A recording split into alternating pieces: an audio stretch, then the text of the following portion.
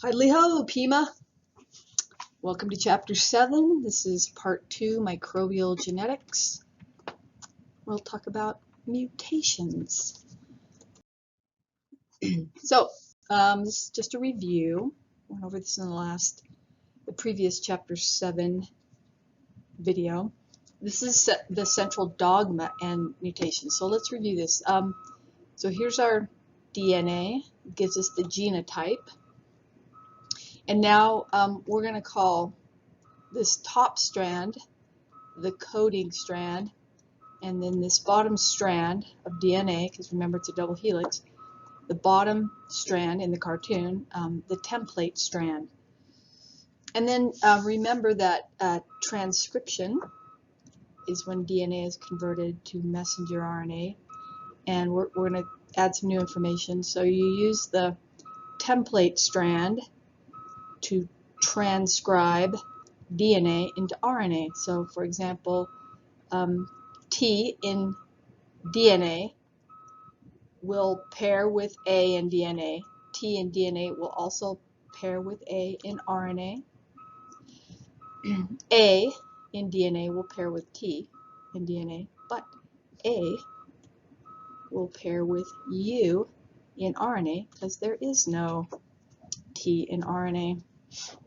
And then C in DNA will pair with G in DNA. C will also pair with G in RNA. That's transcription. DNA is converted to messenger RNA. And then the messenger RNA is converted to a protein via the process of translation.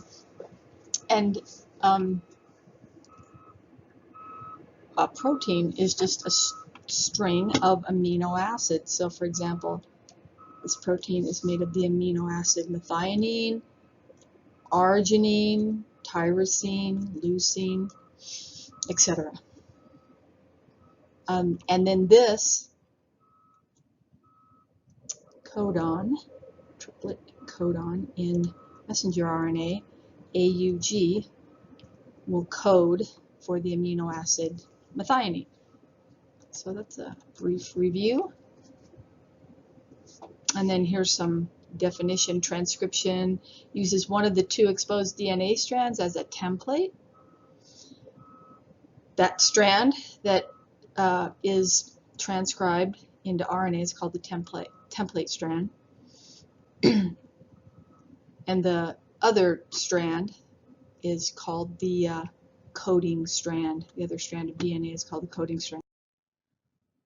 Okay, so once you have your RNA transcript made, you get to read the genetic code, which is a triplet code, to make your protein. And remember, your protein is made up of amino acids. And here's the amino acids: phenylalanine, leucine. Look, there's lots of different ways you can code for leucine. There's isoleucine, valine, etc. So, for example, if you take this messenger RNA, these codons, called the transcript, and you take it to a ribosome, you can start linking amino acids together and making a protein. So, for example, if you take a look at this first triplet code, AUG, you come over here, A is the first letter in it, so you find A, and you look here, so all of these guys are going to start with A. And then your second letter is U, so the second nucleotide base is U. You come here, the second nucleotide base, and you see that it could be any of these guys. And then your third nucleotide is G. So you already know you're here somewhere. Then you come over here, find your G, and you find AUG, and that's your start codon to start translating your RNA into a protein. And then the next amino acid you would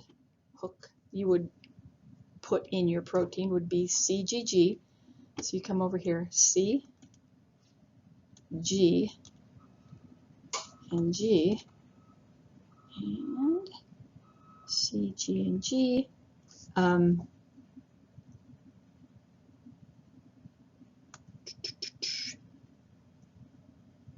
C, G, and G.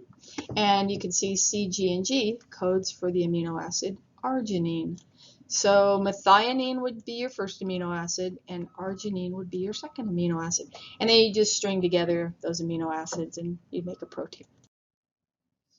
And this just shows how you actually translate the messenger RNA into a protein using these guys. So we went over this cartoon in the last video, but these guys are transfer RNAs, and you can see they're transferring their amino acids to the ever-growing polypeptide chain. So the transfer RNAs come into the ribosome, so this orange thing is a ribosome, and there's a bunch of biochemical magic, but eventually you make this peptide chain down here at the bottom, and then here's the next transfer RNA bringing in the amino acid alanine that will hook up to this end of the polypeptide chain. So that's kind of an overview. So now we can talk about mutations. So a mutation is a change in the nucleotide base sequence of a genome. So here's our normal DNA. Here's the nucleotide base sequence in normal DNA. In this cartoon will be A, T, A, C, G, T, G, C, A. That's the normal nucleotide base sequence of the genome.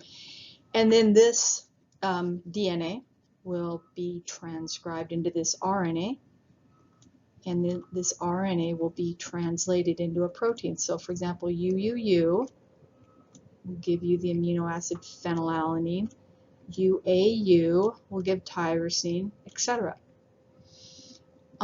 So what happens is you can mutate this DNA strand. So you can do something to either knock out a nucleotide or knock out several nucleotides. There's a lot of different ways you can get a mutation in DNA we're going to look at. Mutation, they can be beneficial, they can be harmful, or they can be neutral. They don't make a difference. Most of the time, unfortunately, they are harmful. A mutation rarely leads to a protein, so this string of amino acids, that will improve the ability of an organism to survive. Usually a mutation results in the disability of an organism. So let's look at the different types of mutations. So we'll do point mutation first. So here's our normal DNA. We already looked at this up here. Normal DNA makes normal messenger RNA, makes a normal polypeptide. So in a point mutation, so let's take a look. Here's our DNA template strand, AAA. And in our point mutation, that third A got mutated to a G. And what happens in this first type of mutation is called a silent mutation. So AAG resulted in UUC in messenger RNA, which used to be UUU. But check it out. UUU and UUC both code. So let's find it over here. UUA and UUG both code for the amino acid leucine. Or sorry, I looked at that the wrong one. UUU and UUC both code for the same amino acid phenylalanine. So that didn't make any difference in your protein. So you got a genetic mutation, but it was silent because coded for the same amino acid. Okay, so now let's take a look at the second one, a missense mutation. So you mutate a little further down here on the template strand. So let's see. 5, 1, 2, 3, 4, 5. So we're here in our normal strand. You had a G.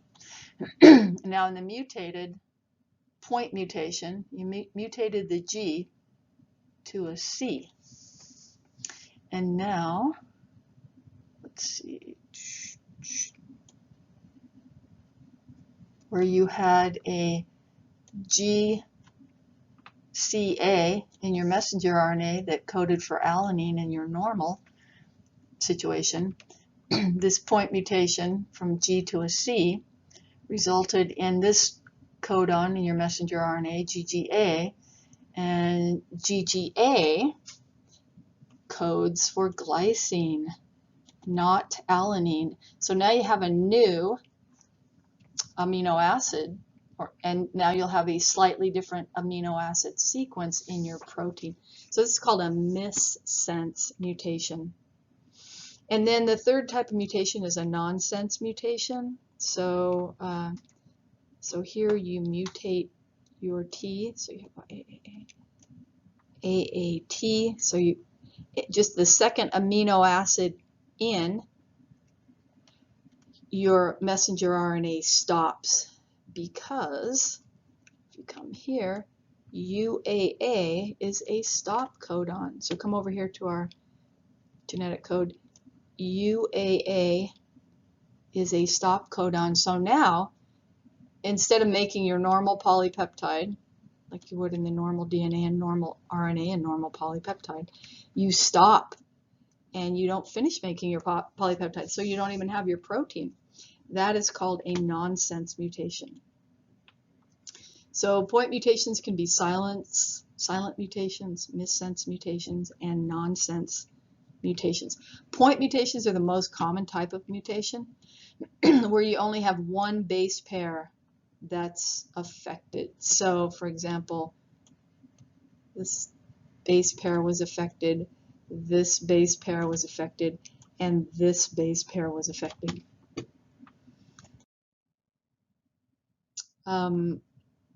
Different types of mutations, of point mutations, or the effects of the various types of point mutations. So here's our normal DNA, normal RNA, normal polypeptide. So if you have a frame shift mutation, that's when you can do it different ways. But if you have a frame shift insertion, so where you had AAA, that's normal. So you have your AAA down here. But the next letter in the normal template DNA is A. Well, oops, so here's the normal A, but through this mutation, a T was inserted.